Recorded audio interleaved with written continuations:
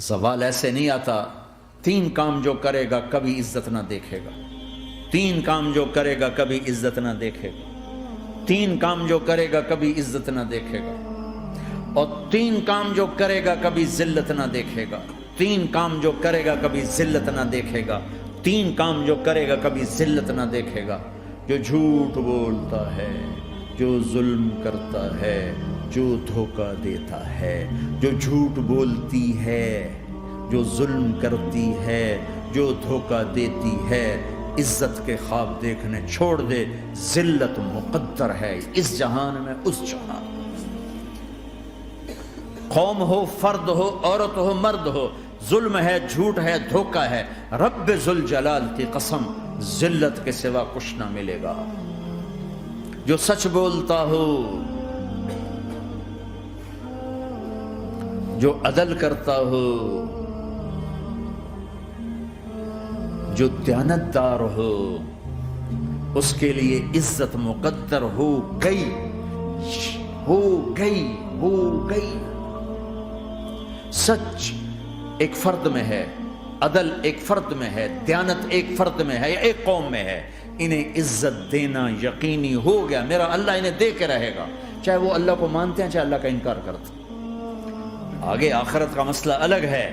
یہاں قوم، فرد، قبیلہ، کوئی مذہب، پتھر کا پجاری، آگ کا پجاری سچ بولتا ہے، ظلم نہیں کرتا، دیانتدار ہے، اللہ کی قسم اللہ اسے عزت کی زندگی دے گا. رات کا تہجد گزار، دن کا روزے دار، کہیں ظلم کرتا ہے، کہیں جھوٹ بولتا ہے، کہیں دھوکہ دیتا ہے، ذلت اس کے ماتھے پہ لکھ دی جائے گی اور موت کے بعد کی ذلت بھی ساتھ اٹھے گی. تو اللہ کو راضی کرو. کیسے؟ کبیرہ گناہوں سے بچ کر، اس کے سامنے سر جھکا کر. دوسرا کام، اللہ کے بندوں کے ساتھ معاملہ کرو.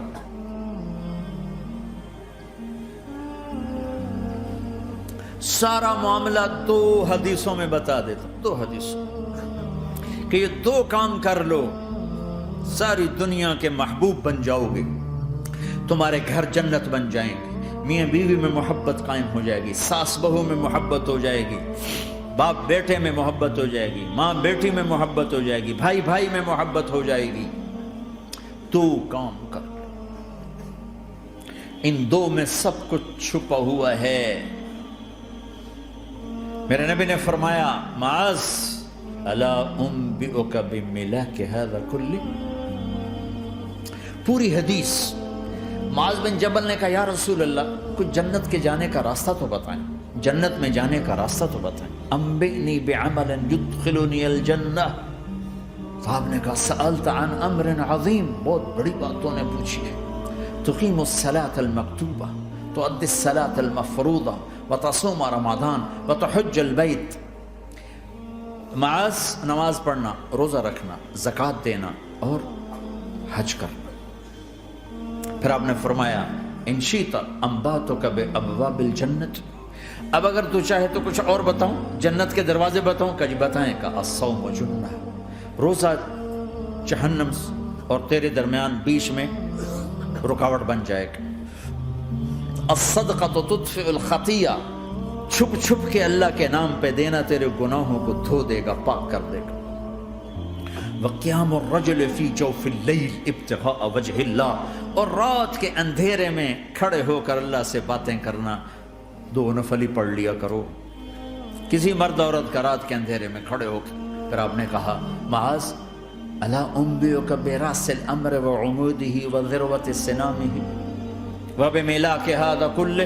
اے معاذ میں تمہیں اب سارے دین کا خلاصہ بتاؤں، سارے دین کا سرا بتاؤں، ستون بتاؤں. ایک روایت کے مطابق ستون بتاؤں، آخری چیز بتاؤں، آخری چیز بتاؤں. کہا جی ما ہوا جی تو مجھے دیکھنا سارے بھائی.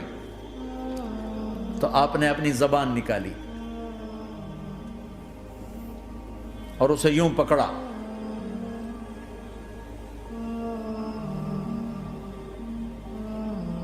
معاذ کفہا، معاذ اپنی زبان پہ قابو پا جا. یہ میری پوری شریعت ہے، یہ پورا دین ہے، یہ کس کو سمجھایا ہے؟ معاذ کو۔ کیسے سمجھایا؟ جیسے چھوٹے بچے کو سمجھاتے ہیں، ایکشن کر کے۔ صرف اتنا بھی تو کافی تھا، بھائی زبان کی احتیاط کیا کرو۔ ایسے سمجھایا جیسے چھوٹا بچہ۔ کیوں؟ کہ مشکل ترین کام ہے۔ 22 ویلر ٹرالے کو بریک لگانا آسان ہے، یہ 2 انچ کی زبان کو بریک لگاتے ہوئے سارے بریک فیل ہو جاتے ہیں۔ اور جتنا آج گھروں میں فساد ہے اس کے پیچھے یہ زبان ہے۔ اور یہ کون ہے جس کو معصوم بچے کی طرح سمجھایا ہے؟ معاذ بن جبل۔ اور معاذ بن جبل کون ہے؟ میرے نبی نے کہا قیامت کے دن میری امت کے علماء کا جھنڈا معاذ کے ہاتھ میں ہوگا۔ اور یہ کون ہے؟ میں پچھلے مئی میں گیا ہوں، یہ مئی جو گزرا ہے، اردن ہمارا اجتماع تھا تبلیغ کا، میں وہاں گیا۔ عمان میں آگے اربد گئے، اربد سے 18 کلومیٹر 20 کلومیٹر آگے حضرت معاذ کا مقبرہ ہے، باپ بیٹا دونوں وہاں دفن ہیں۔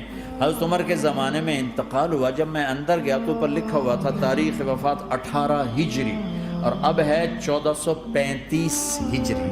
1417 سال اس آدمی کو دنیا سے گئے ہوئے ہو چکے ہیں۔ جب میں مقبرے میں داخل ہوا، کمرے میں جس میں قبر تھی، سارے کمرے میں خوشبو ہی خوشبو۔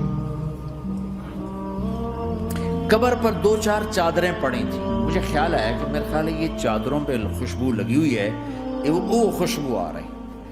اس وقت میں فاتحہ پڑھ کے واپس چلا گیا، جا کے نماز پڑھی، مسجد قریب تھی، مغرب کی نماز پڑھ کے پھر دوبارہ آیا۔ پھر میں کھڑا ہو کے سوچ رہا ہوں یہ کیسی خوشبو ہے۔ تو ایک آدمی میرے پاس کھڑا تھا، میں وہ ایسے کر کے نا چادریں سونگنے کی، شاید یہ چادروں میں خوشبو لگی ہوئی ہے۔ ایک آدمی میرے پاس کہنے لگا جناب یہ خوشبو چادروں میں نہیں ہے، یہ اس قبر والے کی خوشبو، یہ 24 گھنٹے آتی رہتی ہے، 24 گھنٹے۔ پھر میں نے فزیکلی ایک ایک چادر کو سونگا، کسی ایک چادر میں کوئی خوشبو نہیں تھی۔ یہ وہ معاذ ہے جو 1417 سال ہو چکے ہیں مرے ہوئے، اور قبر مہک رہی ہے۔ میں سنی سنائی نہیں بتا رہا، آنکھوں دیکھا بتا رہا ہوں، خود گیا ہوں، خود یہ مئی جو گزرا ہے۔ ان کو ایسے بتا جو چھوٹے بچے کو، معاذ زبان پہ قابو رکھنا۔ اگر زبان پہ قابو آ گیا تو میاں بیوی کی لڑائی ختم۔ اگر یہ تو ہو نہیں سکتا کہ اونچ نیچ نہ ہو، کبھی خامن تیز ہوگا تو بیوی زبان پہ قابو پا لے، کبھی بیوی تیز ہوگی خامن زبان پہ قابو پا لے۔ اگر دونوں ہی سیکھ گئے تو ان کا گھر جنت بن جائے گا۔